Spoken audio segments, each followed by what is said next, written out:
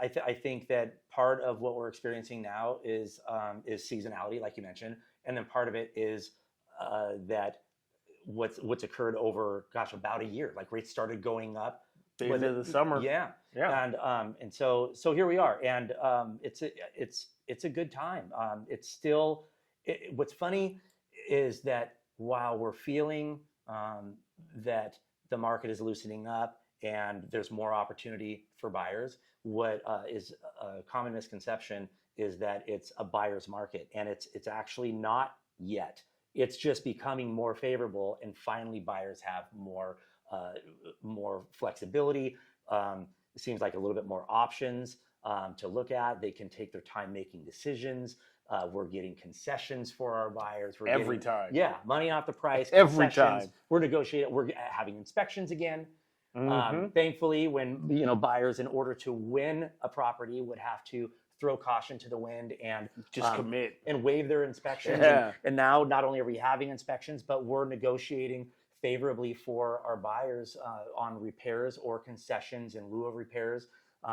In the past, I think the past 5 transactions that we've done recently, we got 2 roofs.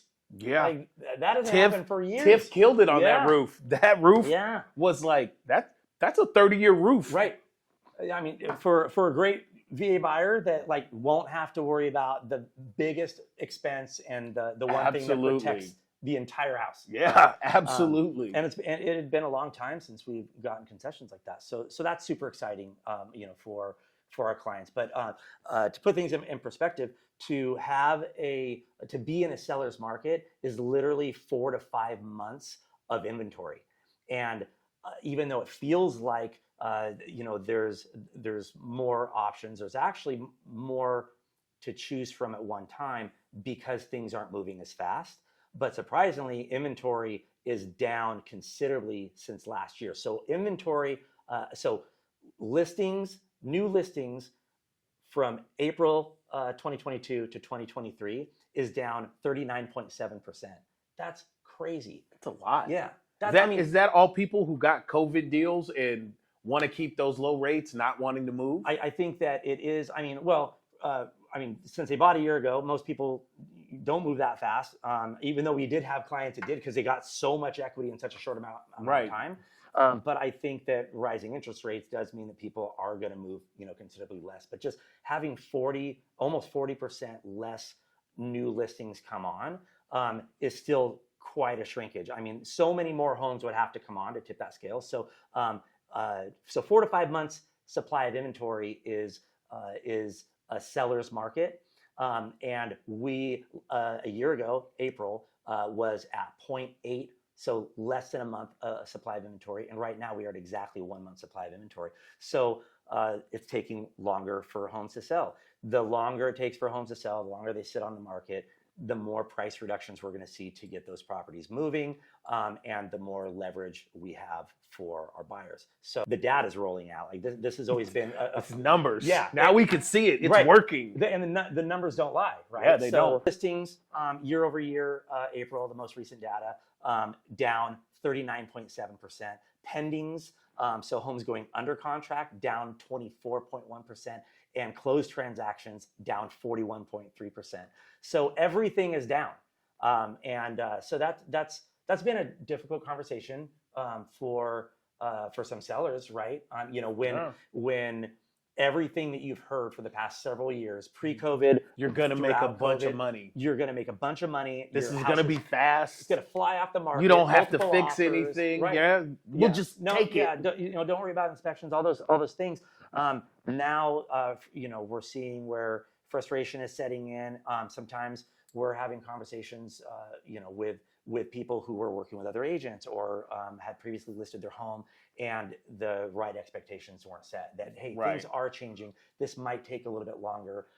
Don't expect it to sell the first weekend. Here's why. And it's not because we wouldn't love that or aren't optimistic about it. It's because we're seeing real-time data and looking at the average days on market, and that's been changing too. In fact, average days on market a year ago, 9 days was the average that it took to go under contract. Today, it's 26 days average on market. By the way, this is Wow. all of Central Washington. So King, Peirce, Snohomish, and Thurston counties. Okay? Wow. All of it. That's wild. Yeah. So anything that changes that much, right? Like that changes that increases 3 times the amount. Like 9 days isn't a lot. 26 days isn't. It's a lot, not really. right? I mean, like back in the good old days when you said, yeah, it might take a month to sell your home. Like it was like, okay, cool. Great.